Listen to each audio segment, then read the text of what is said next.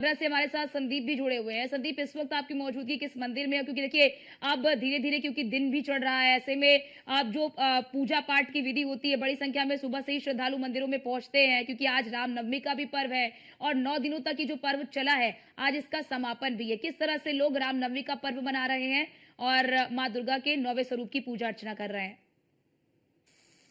बिल्कुल, देखिए सनातन का एक अयोध्या में तो इस धूम और देखने को मिल रही है, लेकिन साथ साथ अगर आगरा की बात करें तो आज नवरात्रि का 9वीं का दिन है और आगरा में भी लगातार जो तमाम मैया के मंदिर है वहां पर सुबह से भक्तों की भीड़ देखने को मिल रही है। तमाम जो श्रद्धालु है वो मैया को जल चढ़ाकर तमाम जो भोग प्रसादी है उसका भोग लगा रहे हैं, साथ ही साथ जो अपनी मनोकामना है उनको मांग रहे हैं।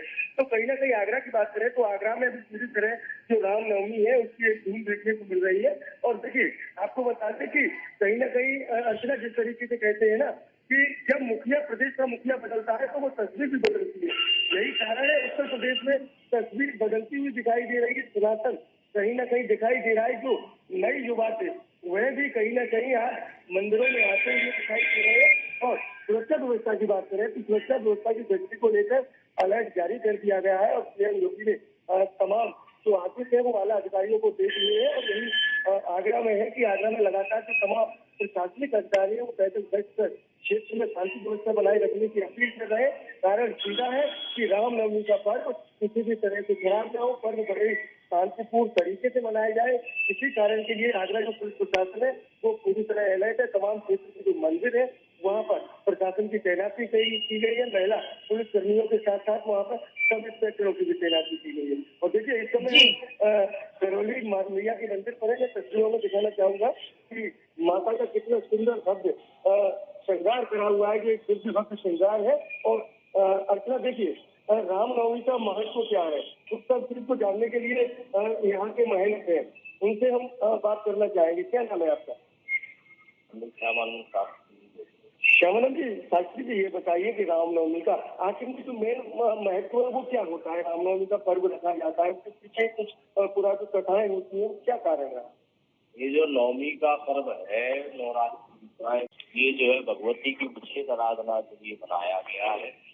इसमें अंतिम समय में जो है पहला माँ भगवती की नवरात्रि 9 प्रकार की पौधन होती है। इसमें नवमी वाले दिन विशेष हवन कार्यक्रम पूजा पाठ में राम जी महाराज ने भी पूजा पाठ आराधना करी थी और नवमी वाले दिन सभी लोग और हम सब आप लोग मिल करके हवन। महाराज जी, एक बात बताइए, जिस तरीके से पहले हम देखते थे कि पुराने समय में ये होता था कि बुजुर्ग थे जो एजेंट थे वही मंदिर जाते थे और पूजा अर्चना करते थे, लेकिन कहीं ना कहीं उत्तर प्रदेश में योगी सरकार बनी उसके बाद एक सनातन ज्यादा है। और कहीं ना कहीं आप भी देखते हैं कि छोटे बच्चों से लेकर जो युवा पीढ़ी है वो मंदिर पहुंच रही है, एक सनातन में आस्था दिख रही है। सनातन की जागृति का समय है, जितने भी सनातन भाई बंधु है वैष्णव है, सभी जो है इस समय क्या है, नए नए युवा जितने भी है बड़े सभी पूजा पाठ की तरफ, भक्ति के भाव की तरफ उनका जागरण होता है।